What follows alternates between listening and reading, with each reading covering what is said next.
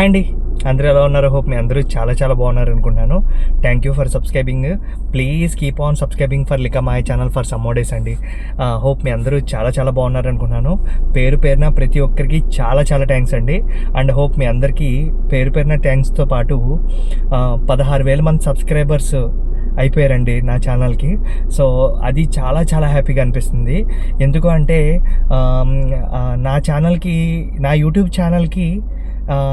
Channel నాకు ఎలాంటిదంటే ఒక రకమైన చుట్టం లాంటిది, ఒక రకమైన ఫ్రెండ్ లాంటిది, ఒక రకమైన అంటే ఆల్మోస్ట్ నా ఫ్యామిలీ ఎంత సపోర్టివ్గా ఉంటుందో నా యూట్యూబ్ ఛానల్ కూడా అంత సపోర్టివ్గా ఉంటుంది అని చెప్పడానికి చూపిస్తున్నానండి. అంటే అదేం కాదు, అదేమీ కొత్తగా వచ్చిందేం కాదు. అంటే ఎలా చెప్తున్నానంటే నాకు అంటే నా పర్సనల్గా నా ఫ్యామిలీ డిస్టర్బెన్సెస్ వల్ల నేను కోర్ట్ కేసెస్, తర్వాత సివిల్ కేసెస్, తర్వాత క్రిమినల్ కేసెస్, సివిల్ కేసెస్, అలా రకరకాల కోర్ట్ కేసెస్లో ఉన్నప్పుడు ఒక 2-3 years బ్యాక్ బాగా డిస్టర్బెన్స్లో నాకెవ్వరూ తోడు లేని టైంలో ఒక రకమైన డిప్రెషన్లో ఉండేవాడు అనమాట. సో ఆ డిప్రెషన్లో ఉన్నప్పుడు నాకు మారల్ సపోర్ట్ అంటూ నాకు ఫ్రెండ్స్ కానీ తర్వాత ఇంకొకళ్ళు కానీ ఎవరూ తెలియదు అనమాట. సో అప్పుడు అంటే సొసైటీలో ఎట్లా ఉండాలనేది నాకు అంత తెలీదు. ఎందుకంటే మేము పక్కా పల్లెటూరు వాతావరణం అనమాట. ఎలాంటిదంటే సో తాతయ్య గారు చెప్పారు, నానమ్మ గారు చెప్పారు, అమ్మమ్మ గారు చెప్పారు, తాతయ్య గారు చెప్పారు అన్నట్టు హోల్ డే బ్రతికిన రోజులు అనమాట. స్వచ్ఛంగాలిని పెళ్ళిళ్ళు చేసుకున్నాం. ఆ టైప్లో మా జీవితాలను గడపాలని ట్రై చేశాను. సో అక్కడ నా లైఫ్ని ఫెయిల్ అయిపోయిన తర్వాత ఆ ఎమోషన్ని ఎలా క్యారీ చేయాలో తెలియనప్పుడు బాగా డిప్రెషన్ పోయాను. ఎందుకంటే ఆ టైంలో నా దగ్గర డబ్బు ఉండేది. డబ్బు ఉన్న టైంలో నేను అదే డబ్బు ఉన్న టైంలోనే చేసుకోలేకపోయాను, అంటే ఇప్పుడు అసలు చేసుకోలేను అనమాట అలాంటివి. ఆ టైంలో నాకు నా యూట్యూబ్ ఛానల్ చాలా బాగా పనికొచ్చింది అనమాట. సో పనికొచ్చి నాతో పాటు పొద్దున్నే అప్పుడు మా ఫ్రెండ్స్ లేకపోతే రిలేటివ్స్ వచ్చారనుకో, ఎలా పలకరిస్తారు, హాయ్ గుడ్ మార్నింగ్, ఎలా ఉన్నావు, పొద్దున్నే ఇచ్చేద్దాం లేకపోతే ఇచ్చేద్దాం అన్నట్టు. అట్లయితే ఒక మనిషి తనలో తను మాట్లాడుకున్నప్పుడు పిచ్చోడు అంటారు కదా. సో అలా లేకుండా నేను నా యూట్యూబ్ ఛానల్తో నాకులో నేను ఏదైనా బాధపడినా లేకపోతే ఏదైనా కష్టం అనిపించినప్పుడన్నా ఏదైనా చెప్పాలనుకున్నప్పుడు చాలా బాగా క్లియర్గా అన్నీ చెప్పుకుంటా దీంట్లో బాగా గడపడం వల్ల నాకు బాగా రిలేషన్స్ అయితే నా యూట్యూబ్ ఛానల్ ద్వారా వచ్చినాయి అనమాట. సో ఇప్పుడు అంటే ఇప్పుడున్న నాకు ఇప్పుడు కేసెస్ వల్ల భయమో లేకపోతే వాటి వల్ల ఏమీ లేదనమాట. నాకు ఇప్పుడు భగవంతుడి దయ వల్ల ఏమనుకుంటానంటే నాకు నిజంగా పరిపూర్ణమైన లైఫ్ ఇచ్చినందుకు భగవంతుడికి నేను చాలా చాలా థ్యాంక్స్ చెప్తాను. సో యూట్యూబ్ ఛానల్ వల్ల వీళ్ళందరి వల్ల పరిచయాలు చాలా అవటం. రెండోది ఏంటంటే వీటి వల్ల ఏంటంటే చెప్పనా, సరదాగా ఒక మాట చెప్తాను చూడండి. వీటి వల్ల ఏంటంటే ఇప్పుడు నా దరిద్రానికి కేసులు ఉన్నాయనుకోండి. ఫర్ ఎగ్జాంపుల్ 10 కేసులు కాదు 15 కేసులు పడినాయి, 100 కేసులు పడినాయి, ఇంకా హ్యాపీ అనమాట. ఎప్పుడైనా సరే ఒక మనిషి ఒక కేసుకి ఫస్ట్ అంటే ఎవరైనా సరే డిప్రెషన్లో ఉన్నప్పుడు ఎవరైనా సరే మీలో ఉన్నోళ్ళు ఎవరైనా మీ ఫ్యామిలీ ప్రాబ్లమ్స్ వల్ల లేకపోతే ప్రాపర్టీస్ వల్ల దేనివల్ల ఏదైనా అయినప్పుడు మాత్రం చిన్నగా నా దగ్గర కామెంట్ అయితే పెట్టండి, నేను మీకు సపోర్ట్ చేసి పెడతాను. ఎందుకంటే అంటే ఏదో లాయర్ సపోర్ట్లు అలాంటివి కాదు, కానీ ఖచ్చితంగా ఏదో సపోర్ట్ చేసి పెడతాను. ఎందుకంటే డిప్రెషన్కి మాత్రం వెళ్ళొద్దు. ఎందుకంటే దానివల్ల జరిగేది ఏమి ఉండదు. మీరు మెంటల్గా ఇప్పుడు ఒక కేసుకి రెడీ అయిపోయామంటే మనకి ఒక కేసు కన్నా నాకు ఇంకో 10 కేసులు పడితే బాగుండు అనిపిస్తుంది. ఇప్పుడు నాకు ఎలా అనిపిస్తుంది అంటే అమ్మ బాబోయ్ ఒక్క కేసు కోసం వెళ్ళేది అంటే 10 కేసుల కోసం వెళ్ళాలి. ఎందుకంటే నాకు ఇప్పుడు ఏం పని లేదు. నేను ఇప్పుడు ఏంటంటే ఇదివరకు సాఫ్ట్వేర్లో చేయడం వల్ల డిప్రెషన్కి వెళ్ళిపోయి నేను ఒక్కడనే కంప్యూటర్లో కొట్టి చిరాకు వచ్చేసింది అనమాట. సో ఇప్పుడు ఏముంది, ఇప్పుడు ఓన్లీ కేసుల కోసం చూసుకుంటున్నాను. ఇప్పుడు నాకు నా దరిద్రం దగ్గర రాకుండా ఉండటానికి 10 కేసులు కాదు 100 కేసులైనా హ్యాపీగా భరించాలనిపిస్తుంది అనమాట. సో ఇది అంటే నా లైఫ్లో నా లైఫ్ స్టోరీకి చెప్పాలి కాబట్టి చెప్తున్నాను. అది అయిపోయిన తర్వాత సో ఇప్పుడు నా లైఫ్నే నాకు ఒక పాటగా డెడికేట్ చేసుకుని సరదాగా ఒక ఎమోషన్ పెడుతుంటే ఈ 16,000 సబ్స్క్రైబర్స్కి నా గురించి కొంచెం చెప్తా, నా లైఫ్లో నా స్ట్రాటజీస్ చెప్పాలని లైట్గా ట్రై చేస్తున్నాను. చూస్తాను ఒకటి ఏం చేద్దాం. ఆ పాట ఏంటి చెప్తాను చూడండి. సిగలోకి బిరులిచ్చి చెలినొసగా తిలకమ్మిడి సిగపూ వాడకని చెలి బ్రతుకు ఆడెనయ్యా. సిగలోకి విరులిచ్చి చెలినొసగా తిలకమిడి సిగపూ వాడకని చెలి బ్రతుకు ఆగేనయ్యా. పరువానికి బలవంతాన పగ్గాలే వేసావా, మనసు వీడి మమతను పెంచి మనుగడ మసి చేస్తావో. పరువానికి బలవంతాన పగ్గాలే వేస్తావో, మనసు వీడి మమతను పెంచి మనుగడ మసి చేస్తావో. తనువు చిక్కి తల్లంబైన తలుపులరిగిపోయేనా, 20లో 60 వయసు ఎవరికైనా వచ్చేనా, ఇంకెవరికైనా వచ్చేనా. సిగలోకి విరులిచ్చి చెలినొసగా తిలకమిడి సిగపూ వాడకని చెలి బ్రతుకు ఆడెనయ్యా, చెలి బ్రతుకు ఆడెనయ్యా. తీయనైన జీవితాన్న చేదు విషం తాగావా, తోడు నీడగా ఒకరుండి ఏకాకిగా బ్రతికావా. తీయనైన జీవితాన్న చేదు విషం తాగావా, తోడు నీడగా ఒకరుండి ఏకాకిగా బ్రతికావా. తీరనిది చేతికి రాక ఆరుతున్నదొక తాపం, కోరినది చేతికి దక్కి ఆరుతున్నదొక తాపం. సిగలోకి విరులిచ్చి చెలినొసగా తిలకమిడి సిగపూ వాడకని చెలి బ్రతుకు ఆడెనయ్యా. అయితే ఇందులో ఫస్ట్ మాటలు ఏంటంటే సిగలోకి విరులిచ్చి చెలినొసగా తిలకమిడి సిగపూ వాడకని చెలి బ్రతుకు ఆడెనయ్యా. అంటే ఈ లైఫ్లో నా లైఫ్లో ఎలా కంపేర్ చేసుకున్నానంటే, నేను చిన్నప్పుడే నా లైఫ్లో ఇట్లాంటి సిద్ధాంతాలు ఉండాలని కొంచెం స్వామి నా శివయ్యకి తలుచుకుంటా నా లైఫ్లో ప్రతిదీ బాగా బ్రతకాలనుకుని ఎజెండాతోటి ఒక 23-24 ఇయర్స్ లోపలే ఒక ఇల్లు, ఒక గూడు, ఒక కారు, ఒక జీవితం అన్నట్టుగా అన్నీ కూడా సమకూర్చుకుని చాలా జాగ్రత్తగా ఉందాం అనుకుని రెడీ అయిపోయి ఉన్నాను అనమాట. అర్థమైందా?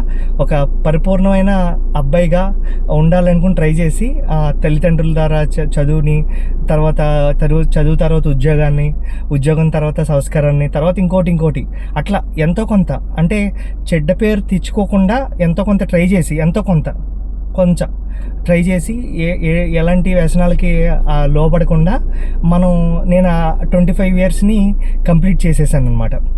అంటే అన్నీ తెచ్చుకున్నాను, అన్నీ ఉన్నాను అన్నట్టు. అంటే ఇక్కడ చూడండి, అలాగే అమ్మాయి కూడా తను ఈ పాటలో అర్థం ఏంటంటే తను కూడా నాలాగే సిగలోకి విరులిచ్చి చెలినుతగా తొడమడిని సిగపూ వాడకని. అదే అంటే ఆ అమ్మాయికి ఒక మంచిటి మూర మల్లెపూలు తెచ్చి తిలకం దుద్ది శుభ్రంగా తనకి అద్దం చూపించి అందులో నీట్గా అమ్మాయిని తయారు చేసి ఆ ఫోటోలో చూపిస్తున్నాం అనమాట. చూపించి నీట్గా తిలకం దుద్ది అమ్మాయి కంటికి ఇక్కడ కూడా, తర్వాత జుట్టుకి ఇవి ఉంటాయి కదా, అది పూలు కూడా పెట్టామన్నమాట. పూలు కూడా పెట్టిన తర్వాత అవి వాడక ముందరే ఆ అమ్మాయి జీవితం నాశనం అయిపోయింది.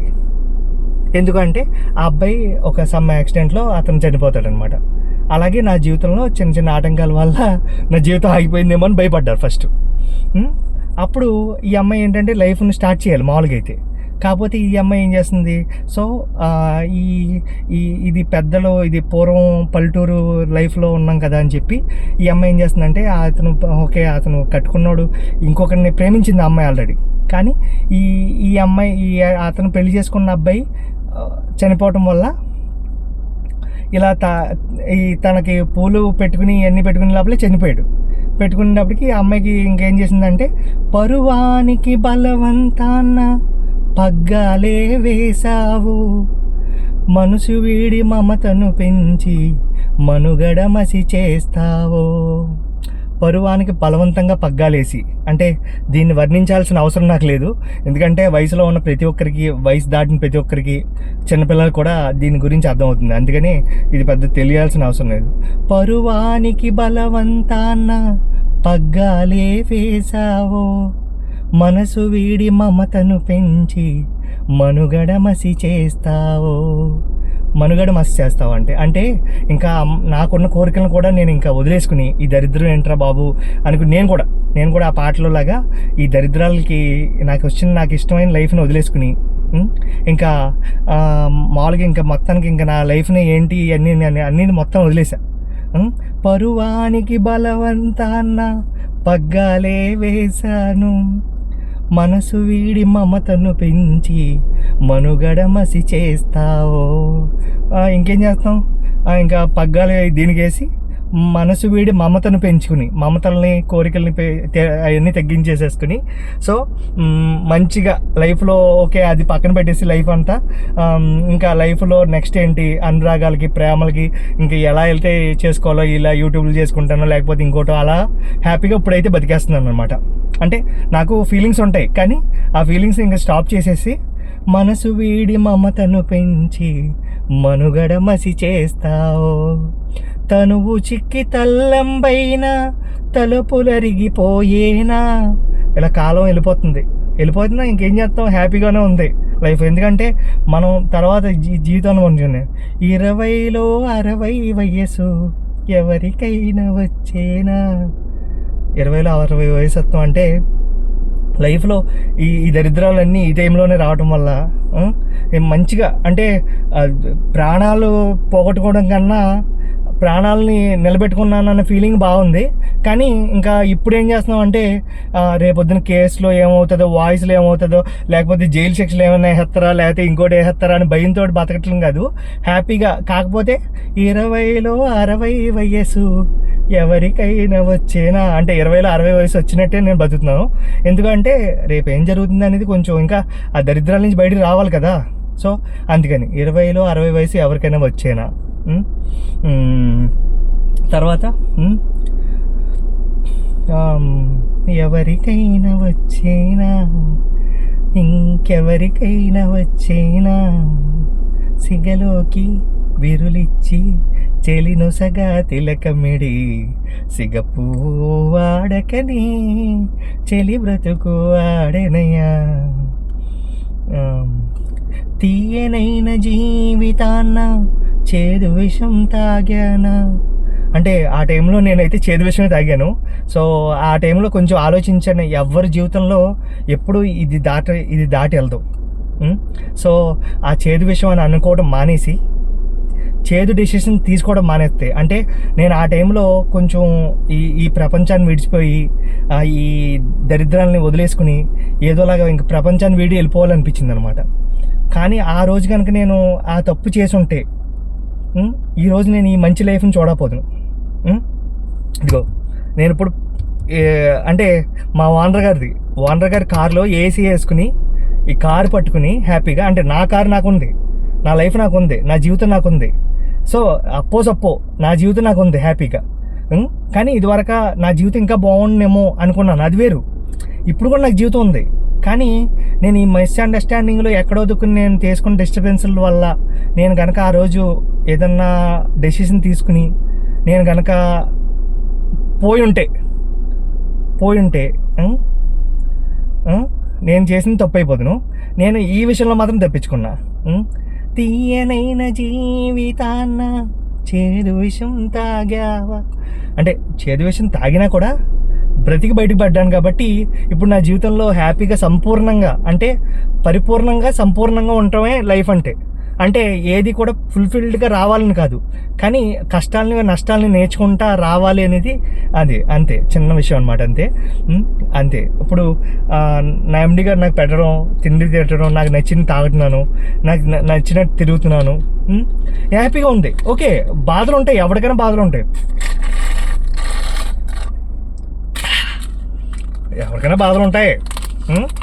బాధలు ఉంటాయని పల్లెటూరు వాళ్ళు అంటున్నారని ఏదైనా బాధపడిపోయి మళ్ళీ కొత్త కేసులు పెట్టేస్తారేమో అని భయపడిపోయి కన్నా ఇంకో 5-10 కేసులు పడినా పర్లేదు, ఇంకా స్ట్రాంగ్గా బతుకుదాం.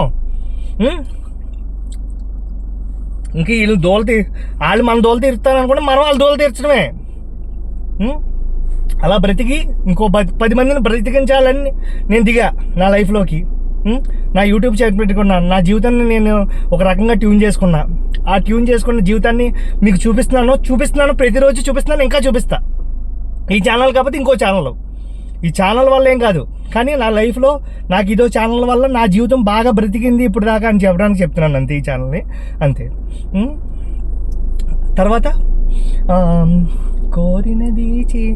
కోరినది చేతికి దక్కి ఆరుతున్నదొక తాపం, కోరినది చేతికి రాక ఆరుతున్నదొక తాపం. ఇదైతే చాలా స్టాండ్. మనమేమో నాకు దరిద్రాలు వద్దు, నాకు జీవితాలు వద్దు అనుకున్న నాకు అయ్యే వచ్చినాయి. మిగతా వాళ్ళందరూ నా జీవితంలో దరిద్రాలు రావాలి అనుకున్న వాళ్ళే మాత్రం హ్యాపీగా లైఫ్లో ఒక లైన్ మంచి లైన్ క్లియర్ చేసుకున్న లైన్ వచ్చిందనమాట. అంటే మనం మనుషులు ఎవరైతే ఏదైతే కోరుకుంటామో అది అనేది జరగదు. అది జరిగితే ఈ సిద్ధాంతాలు, ఈ మాటలు, ఈ పాటలు ఇవన్నీ కూడా వేస్ట్ అనమాట. సో జీవితం అనేది, నా జీవితం అయితే ఈ పాటకి అంకితం.